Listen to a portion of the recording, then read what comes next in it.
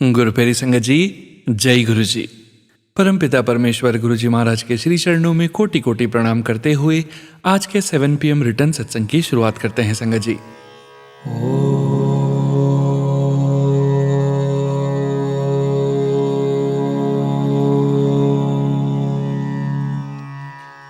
नमः शिवाय।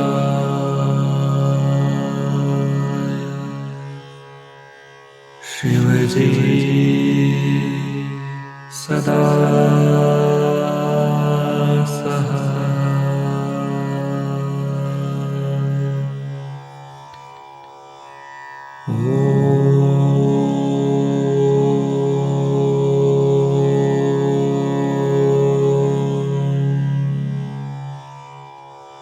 नमः शिवाय।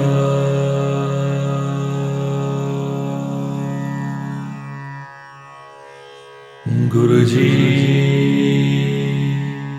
सदा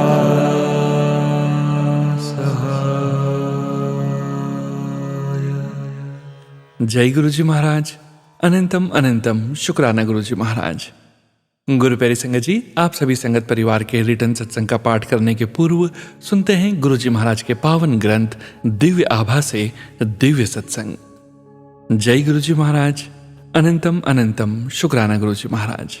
श्रद्धालुओं की निजी नियत में गुरुजी का हस्तक्षेप, जहां पर वह भक्त को उन विपदाओं से बचाते हैं जिनका उसे ज्ञान नहीं हो, और यह करने के लिए उसके कर्मों का निवारण समझना सरल नहीं है। साथ ही उसके बुरे कर्मों को समाप्त करने में सर्वशक्तिशाली के कृत्य जीवन और मृत्यु पर उनका अधिकार सिद्ध करते हैं। नरेंद्र ढांड अब अहमदाबाद स्थित जनरल इलेक्ट्रिक में कार्यरत के परिवार को एक विचित्र समस्या थी। उनकी पत्नी के शरीर में एक शक्तिशाली दुष्ट आत्मा ने प्रवेश कर लिया था।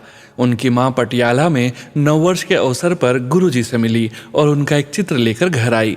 परिवार ने पंचकुला में गुरुजी से भेंट करनी चाहिए, किंतु यह संभव नहीं हो सका। वह मनसा देवी चले गए।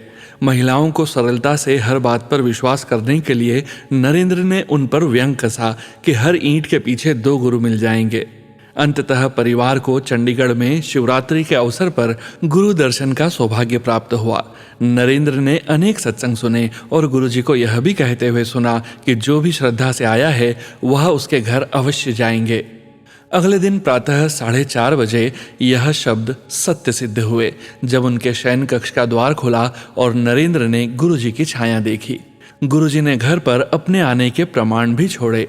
घर की सफाई करते समय दंपत्ति को कुछ स्वर्ण के अति महीन तार मिले। उनको यह पता नहीं था कि यह क्या है, परंतु अगले 20 दिन तक घर में वह उन्हें उठाते रहे। यह वही तार थे जो गुरुजी के वस्त्रों में सज्जित बेल बूटों में लगते हैं। नरेंद्र ने गुरुजी से मिलने का निश्चय किया और एक शनिवार को उनसे मिलने चंडीगढ़ गए। उन्होंने गुरुजी से अपनी पत्नी की समस्या का उल्लेख किया तो गुरुजी ने कहा कि उन्हें आशीर्वाद मिल गया है। नरेंद्र निराश हो गए। वह सोच रहे थे कि गुरुजी ने उनसे उनकी समस्या के बारे में क्यों नहीं पूछा या उनसे और अधिक बात क्यों नहीं करी। उस समय तक वह गुरुजी द्वारा उच्चारित शब्दों की पूरी शक्ति से अनभिज्ञ थे। उनके कथन सत्य वचन हैं, भले ही कितने भी अनौपचारिक रूप से किसी की समस्या का निवारण करने के लिए कहे गए हों। नरेंद्र फिर गुरुजी के जन्म स्थान डूगरी ग्राम गए। वहां से वह यादगार के लिए गुरुजी के घर से एक ईंट ले आए। उस ईंट को धोकर उन्होंने अपने घर में पूजा स्थान पर रख दिया। उसी रात्रि को उन्हें एक स्वप्न आया। उन्होंने देखा कि वह नारी आत्मा जो उनकी पत्नी के शरीर में थी, उसने अब उनके शरीर में प्रवेश किया।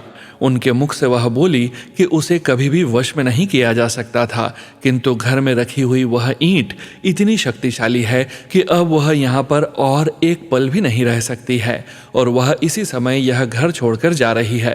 परिवार की समस्या हल हो गई थी। गुरुजी के घर से लाई हुई उस ईंट के कारण वह एक ईंट नरेंद्र के उस परिहास कि हर ईंट के पीछे 2 गुरु मिल जाते हैं का मुंह तोड़ जवाब भी था। अतः प्रयत्न करने पर भी अगले दिन नरेंद्र को वह पूरा स्वप्न याद नहीं रहा था, किंतु गुरुजी ने उसके मन की सभी शंकाएं यह कहकर दूर कर दी थी कि उन्हें एक ईंट के माध्यम से कृपा हुई थी। फिर गुरुजी ने सदा की भांति थोड़े से वाक्यों में गुरु की प्रकृति का रहस्य उद्घाटन यह कहकर दिया, गुरु को कुछ भी बताने की आवश्यकता नहीं है। गुरु को इस स्तर तक मत गिराओ। गुरु को तुम्हारी समस्या का आभास है और वह उसका हल निकाल लेंगे। बार बार गुरुजी के यह शब्द सत्य सिद्ध हुए हैं। जनवरी 1998 में नरेंद्र अपने भतीजे की पहली लोहड़ी पर होने वाले समारोह के लिए कुछ उपले लाने डूगरी गए। वह गुरुजी की मां से मिले, जिन्होंने उन्हें एक बोरी उपले ले जाने के लिए कहा, किंतु वह अपनी कार में केवल 5 उपले लेकर वापस आ गए। 3 दिन के पश्चात माताजी गुरुजी के पास दिल्ली में थी। गुरुजी ने उनसे प्रश्न किया कि क्या कोई उपले लेने आया था। मां को नरेंद्र का नाम नहीं पता होने के कारण उन्होंने कहा कि चश्मा पहने हुए एक युवक आया था और वह कुछ उपले अपनी कार में रखकर ले गया था। जब गुरुजी ने पूछा कि क्या बोरी भरकर उपले दिए थे, तो मां ने नकारात्मक उत्तर दिया। फिर गुरुजी जैसे अपने आप से बात करते हुए बोलने लगे कि होगा या नहीं होगा। यह उन्होंने 2 बार दोहराया। फिर वह बोले कि जब होगा वह देख लेंगे। शीघ्र ही नरेंद्र की पत्नी गर्भवती हो गई। उसके 8वें मास में नरेंद्र ने नवजात शिशु को लपेटने के लिए गुरुजी से उनके वस्त्रों के लिए अनुग्रह किया। गुरुजी ने मना कर दिया। ऑपरेशन के द्वारा नरेंद्र की पत्नी ने एक कन्या को जन्म दिया। जन्म के दिन ही उसके फेफड़े में संक्रमण हो गया। नरेंद्र ने जब गुरुजी को बताया तो उन्होंने कहा कि सब ठीक हो जाएगा, किंतु तीसरे दिन उस नवजात शिशु की मृत्यु हो गई। नरेंद्र की पत्नी के टांकों में पस भर गया। 21 दिन में वह पस पेट में एक थैली के रूप में एकत्रित हो गया। नरेंद्र की पत्नी अत्यंत दुखी थी। उसने गुरुजी को उनके स्वरूप के सामने उनको भला बुरा कहा। विलाप करते हुए उसने कहा कि वह अपना बच्चा पहले ही खो चुकी है और अब उसे यह समस्या हो गई थी। उस रात्रि में उसे अपना उत्तर मिल गया। गुरुजी ने उसे स्वप्न में दर्शन देकर उसे 21 दिन तक एक आरती करने को कहा। उन्होंने एक उपाय भी बताया। फिर उन्होंने कहा कि उसके उदर में वह थैली जन्म दिवस के 42 दिन बाद लुप्त हो जाएगी। शोक संतप्त मां ने गुरुजी के कथन का अनुसरण किया। उसने वह आरती 21 दिन तक करी। आश्चर्यजनक रूप से उस दिन के पश्चात उसे उस आरती के शब्द याद ही नहीं रहे। शीघ्र ही उसके टांकों के निकट ही एक छिद्र हो गया, जिसमें से पूरा पस बहकर निकल गया। परंतु नरेंद्र का दुख अब तक बना हुआ था। एक दिन वह अपने घर में दिया जलाते हुए रोने लगे। उस रात्रि गुरुजी ने नरेंद्र को स्वप्न में दर्शन दिए। वह उसे उस स्थान पर ले गए जहां नरेंद्र ने अपने नवजात शिशु को दफनाया था। उन्होंने उसे वहां खोदने के लिए कहा। फिर उन्होंने उस शिशु को उनके हाथ में रखने के लिए कहा, जो अचानक बहुत बड़ा प्रतीत हुआ। फिर गुरुजी ने दूसरे हाथ से उसके ऊपर जल छिड़का तो वह रो पड़ी। फिर उन्होंने नरेंद्र से 2 बार पूछा कि क्या उन्हें यह कन्या चाहिए। स्तब्ध नरेंद्र कुछ भी नहीं कह सके। गुरुजी ने उन्हें बताया कि यदि उस समय वह उनकी मां के कहे अनुसार उपलों की पूरी बोरी ले जाते तो यह घटनाएं नहीं होती। इस शिशु ने जन्म ही नहीं लिया होता। गुरुजी ने समझाया कि नवजात शिशु के जीवित रहने से माता पिता में से एक की मौत निश्चित थी। उस स्वप्न में जो जागृत अवस्था से अधिक सत्य था। नरेंद्र ने कन्या को अस्वीकार कर दिया। गुरुजी ने फिर उस कन्या को मोक्ष दिया। नरेंद्र ने उस कन्या के शरीर से एक प्रकाश किरण निकलकर गुरुजी के कमल चरणों में जाती हुई देखी। गुरुजी ने कहा कि उसे वह मुक्ति प्राप्त हुई है जो तपस्वी सहस्त्र वर्षों की तपस्या के बाद भी प्राप्त नहीं कर पाते। उस शमशान घाट में गुरु कृपा से एक आत्मा को मुक्ति प्राप्त हुई थी। अक्षय अत्यंत विलक्षण बालक था। 3 वर्ष की आयु तक उसके शरीर और मूत्र से गुरुजी की सुगंध आती थी। एक दिन उसके पिता नरेंद्र ने उसकी जन्मपत्री एक ज्योतिषी को दिखाई तो उन्होंने कहा कि उसकी आयु केवल 8 वर्ष तक ही है। दुखी मां ने नरेंद्र को गुरुजी से प्रार्थना करने के लिए कहा। दिसंबर 2001 में गुरुजी जालंधर में थे। नरेंद्र ने वहां जाकर गुरुजी को ज्योतिषी के कथन से अवगत कराया तो उन्होंने मात्र इतना उत्तर दिया कि ज्योतिषी लोगों को गलत मार्ग पर ले जाते हैं। कुछ दिन पश्चात एक भक्त ने जालंधर में ही एक समारोह का आयोजन किया था। गुरुजी ने नरेंद्र को आने के लिए कहा तो उन्होंने चंडीगढ़ में एक अधिवेशन होने के कारण अपनी असमर्थता व्यक्त करी। गुरुजी के अनुरोध पर नरेंद्र रात्रि 10 बजे चंडीगढ़ से जालंधर पहुंचे। गुरुजी उस समय प्रसाद वितरण कर रहे थे। उन्होंने नरेंद्र को भी प्रसाद दिया। फिर नरेंद्र ने लंगर किया और उसके उपरांत गुरुजी के साथ हॉल में बैठ गए। सदगुरु ने पुनः प्रसाद बांटा और नरेंद्र को देते हुए बोले कि उन्होंने उसके पुत्र की आयु वृद्धि कर दी है। नरेंद्र को गुरुजी का कथन याद है, केवल रब ही यह कर सकता है और वह उसके सामने है। जब अक्षय का पाठशाला जाने का समय आया तो उसके अभिभावकों ने 3 स्थान पर प्रवेश पत्र भरे थे। 2 ने बहुत अधिक राशि दान के रूप में मांगी तो उनके बारे में सोच विचार ही बंद करना पड़ा। एक स्वप्न में गुरुजी ने अक्षय की जेब में उनका स्वरूप रखने का निर्देश दिया और कहा कि ऐसे उसका प्रवेश हो जाएगा। तीसरे स्कूल में बच्चे के साक्षात्कार के दिन यद्यपि उसके माता पिता गुरुजी का स्वरूप लेकर भेजने को उत्सुक नहीं थे, उन्होंने उसकी जेब में एक स्वरूप रख ही दिया। उसके पिता चिंतित थे। 5000 में से केवल 250 चुने जाने थे, परंतु अक्षय का विश्वास अटल रहा। परिणाम आने पर वह चकित हो गए। प्रवेश सूची में उसका नाम 5वें स्थान पर था और उनको कोई अतिरिक्त पैसा भी नहीं देना पड़ा था। जनवरी 1998 में 3 साधु नरेंद्र के घर आए। उनमें से एक भविष्यवाणी करने लगे और नरेंद्र की मां को बताया कि उनके बड़े पुत्र की अब तक मृत्यु हो जानी चाहिए थी। यह सुनकर मां ने नरेंद्र की पत्नी को बुलाया। संत ने कहा कि उसकी बढ़ी हुई आयु उन महापुरुष के कारण है जिन पर वह आस्था रखते हैं। फिर उस घुमक्कड़ ज्योतिषी ने कहा कि नरेंद्र की आयु 30 जनवरी को हो जाएगी। यदि उस संत को कपड़े दिए जाएं तो वह इस विपदा को दूर कर देंगे। नरेंद्र की पत्नी चिंतित हो गई और उसने नरेंद्र को गुरुजी के पास भेज दिया क्योंकि वह तिथि निकट ही थी। 30 जनवरी को नरेंद्र गुरुजी के साथ थे।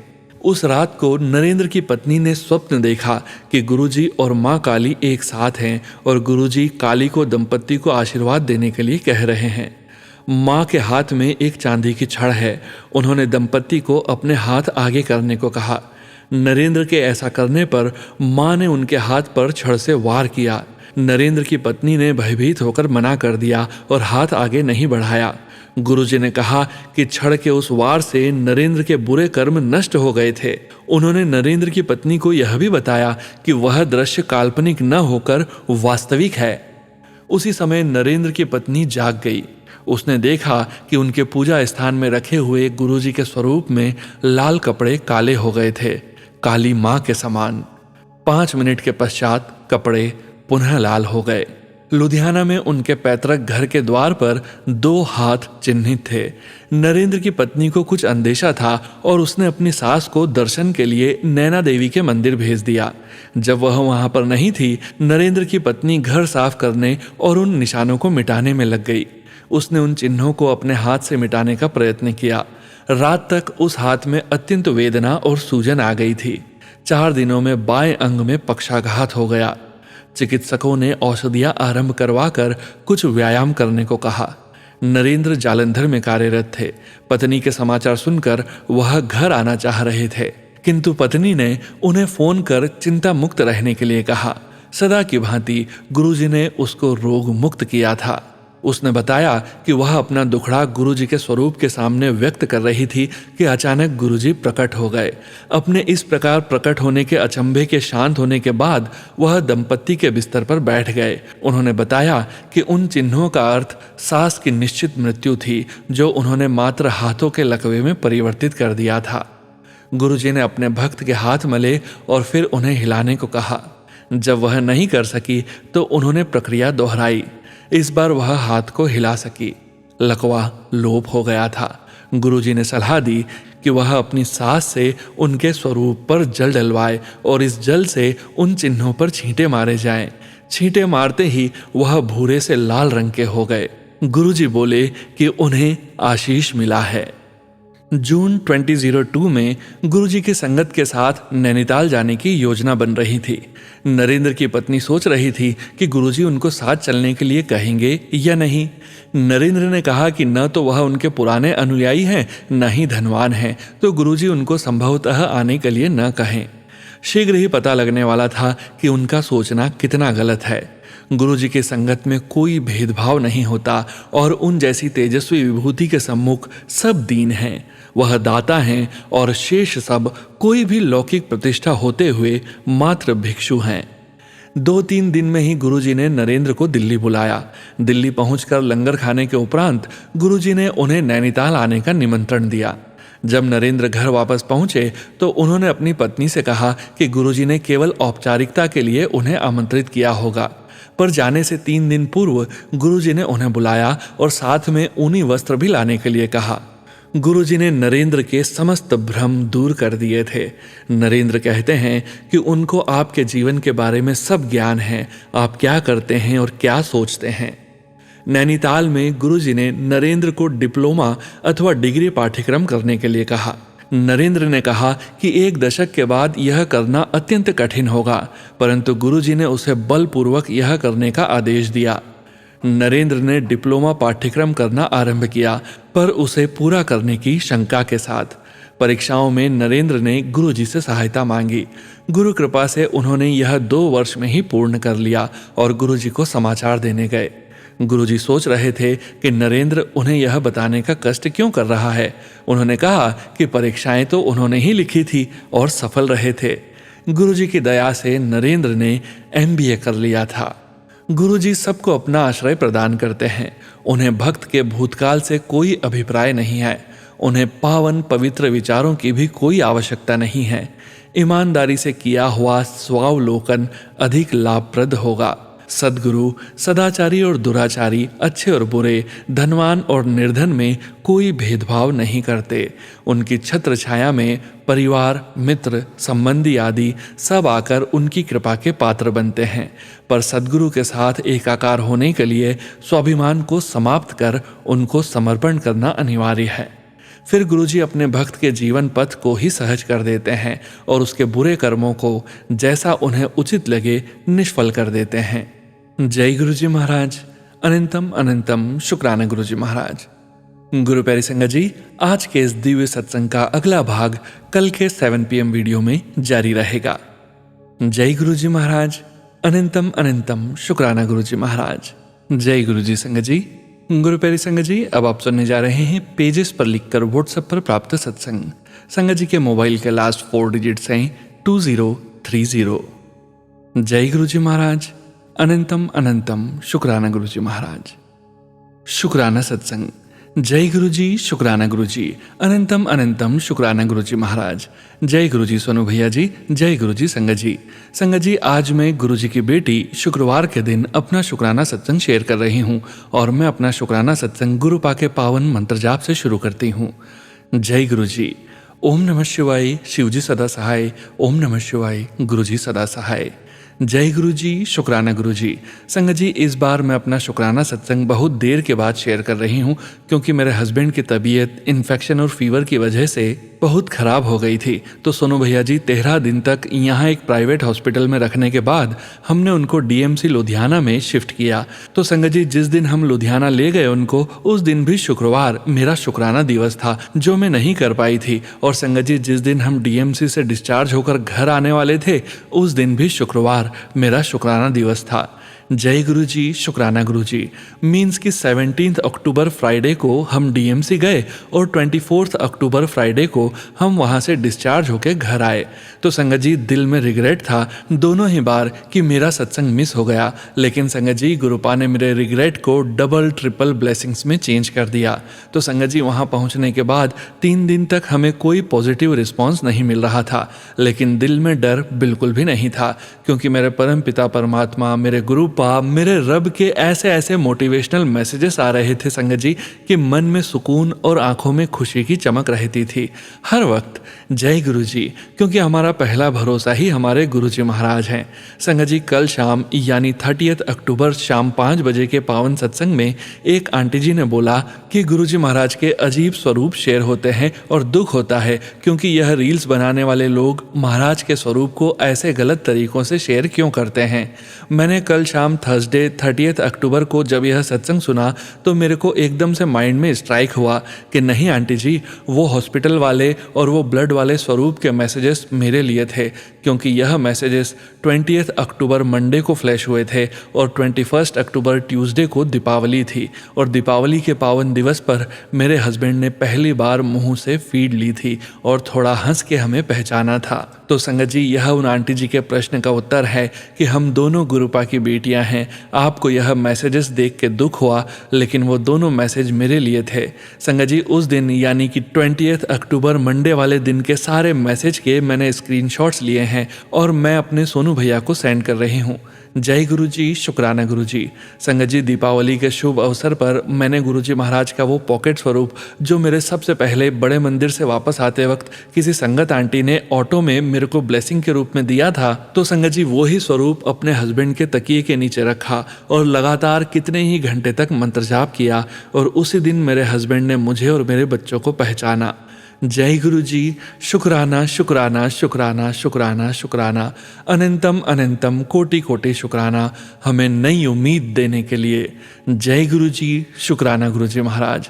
संगत जी, तब से आज तक तकरीबन रोज तो नहीं लेकिन एक टाइम की थोड़ी सॉलिड फीड हम इनको ओरली दे रहे हैं। स्लो इम्प्रूवमेंट है लेकिन है, क्योंकि डॉक्टर्स ने बोला है कि एल्जाइमर्स की स्टेज तो काफ़ी एडवांस हो गई है, लेकिन इन्फेक्शन और फीवर ठीक होने के बाद जब मुंह से यानी कि रॉयल्स ट्यूब के अलावा ओरली लेंगे तो ठीक हो जाएंगे।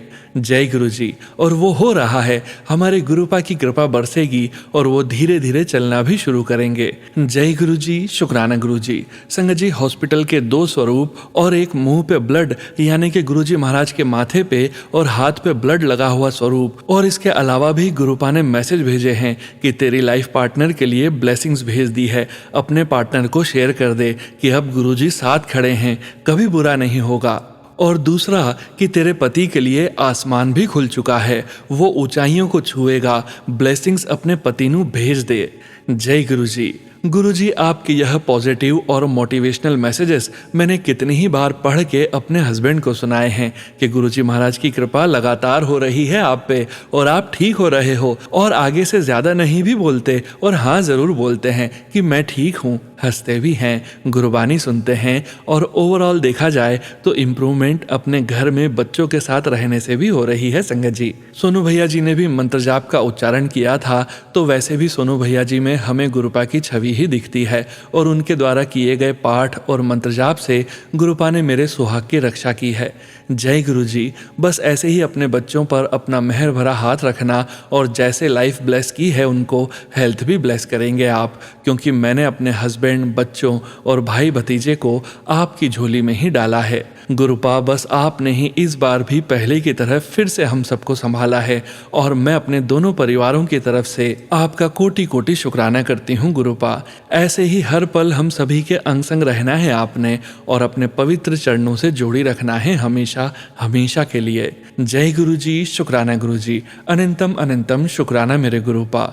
सोनू भैया जी, थैंक यू सो मच। आपने दिल की गहराइयों से मेरे हस्बैंड के लिए मंत्र जाप किया, अरदास लगाई, और रियली मेरे को जब आपने कॉल की थी तो मुझे कुछ पल के लिए यूं लगा कि जैसे मेरे भगवान, मेरे गुरुपा खुद कॉल करके मेरे परिवार को ब्लेस कर रहे हैं। और यह बात मैंने अपने दोनों बच्चों को भी बताई थी कि मेरे लिए और हम सब के लिए कि सोनू भैया जी ने खुद ही गुरुपा का मंत्र जाप किया, अरदास लगाई और पर्सनली कॉल करके मेरे हस्बैंड के लिए पूछा। जय गुरु जी, शुक्राना गुरु जी। आप किसी भी वक्त किसी भी रूप में आकर अपने बच्चों को ब्लेस करते हैं गुरुपा। हमारे पास वर्ड्स ही नहीं और हमारी औकात ही नहीं कि हम अपने वाहे गुरु जी का शुक्राना कर सकें। जय गुरु जी। संगत जी, बस विश्वास के बेड़े पार हैं, यही बात हमेशा और हर पल हमारे दिल और दिमाग में रहनी चाहिए, और गुरुपा हमें कभी भी हारने या डोलने नहीं देंगे। अब मैं अपनी वाणी को विराम देती हूँ संगत जी, और नेक्स्ट वीक फिर से अपना सत्संग शेयर करूँगी। जय गुरु जी। ओम नमः शिवाय। शिव जी सदा सहाय। ओम नमः शिवाय। गुरु जी सदा सहाय।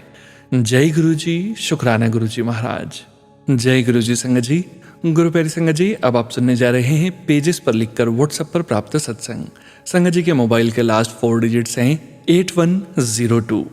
जय गुरु जी महाराज। अनंतम अनंतम शुक्राना गुरु जी महाराज। जय गुरु जी, शुक्राना गुरु जी। अनंतम अनंतम शुक्राना गुरुपा। मैं गुरु जी की प्यारी बेटी पंचकुला से अपना शुक्राना सत्संग शेयर कर रही हूँ। मेरा बेटा मैंगलोर में पढ़ रहा है। अभी दिवाली की छुट्टी में दोस्तों ने पास में गोकर्ण जाने का प्रोग्राम बनाया। क्योंकि छुट्टियां ज़्यादा नहीं थी इसलिए घर नहीं आ सकता था, तो सोचा पास में ही घूम लिया जाए। गोकर्ण एक सुंदर स्थान है जो कि दक्षिण भारत के कर्नाटक में स्थित है।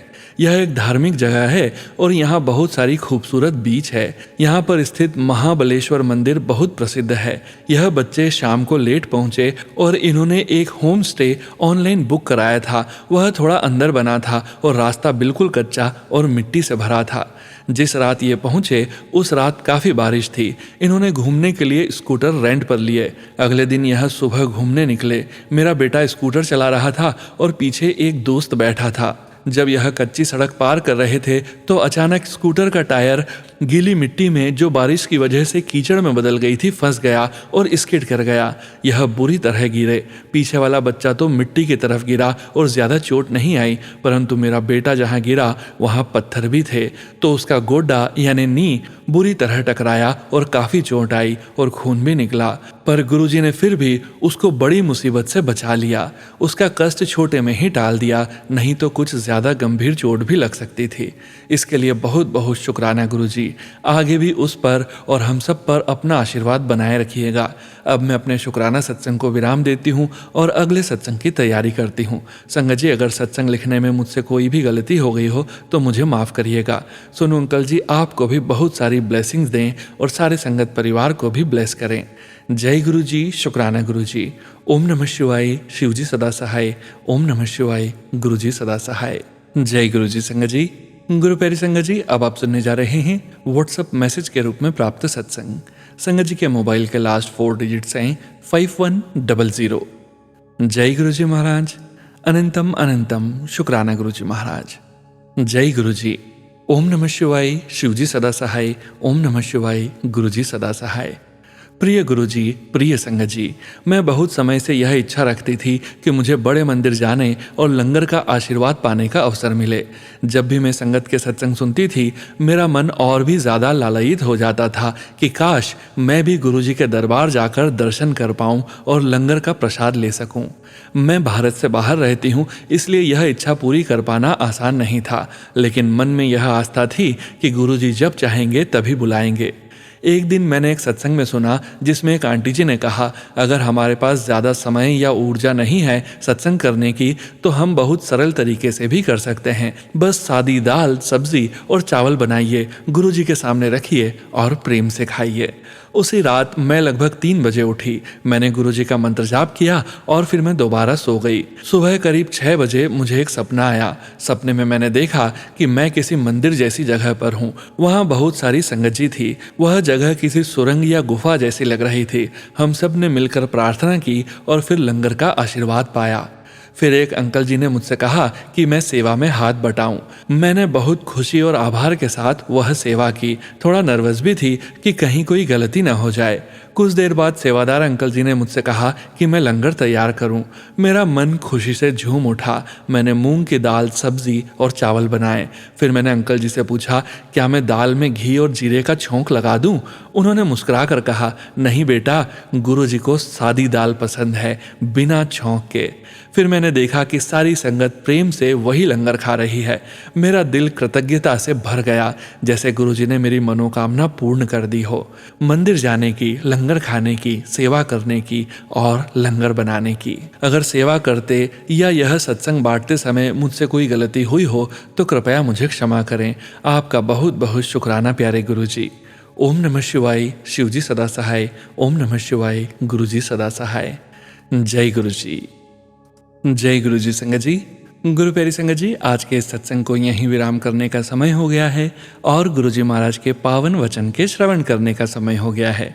संगत जी, आज के वचन भी बम्बी आंटी जी के सत्संग से लिए गए हैं, जो कि इस प्रकार से हैं। गुरुआं कोलो मंगदे नहीं हैं, मंदे हैं। मैं एक निश्चित समय पर किसी आत्मा को आशीर्वाद देता हूँ। अगर उस समय कोई व्यक्ति कुछ मांग रहा है तो मुझे उसकी इच्छा पूरी करनी ही पड़ती है। अगर उस समय आंटी ने दान दाताओं से नहीं बल्कि अपने पति के लिए आशीर्वाद मांगा होता तो बात अलग होती। आप नहीं जानते कि आपके लिए क्या सही है, जैसे आप नहीं जानते कि भविष्य में आपके लिए क्या छिपा है, तो आप कुछ कैसे मांग सकते हैं। जब आप मांगते हैं तो ऐसा लगता है जैसे आपकी इच्छाओं का दायरा इतना छोटा है कि वह मेरे द्वारा दिए गए कुछ आशीर्वादों से भर जाता है। लेकिन जब आप इसे मुझ पर छोड़ देते हैं तो मैं आपको तब तक आशीर्वाद देता हूँ जब तक आप मेरी कृपा और दिव्य प्रकाश में डूब नहीं जाते। जय गुरु जी महाराज। अनंतम अनंतम शुक्राना गुरु जी महाराज। गुरु प्यारी संगत जी, गुरु जी महाराज के महामंत्र जाप के साथ आज के इस सत्संग का यहीं विराम करेंगे। सत्संग शेयरिंग करने से संबंधित सभी जानकारी वीडियो के डिस्क्रिप्शन में दी गई है।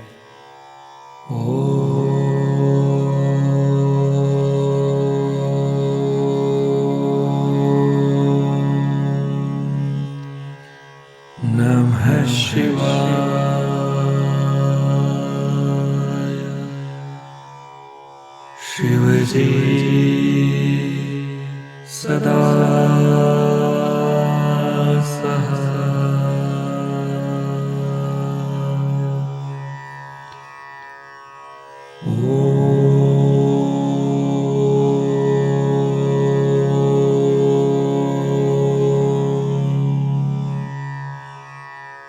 नमः शिवाय।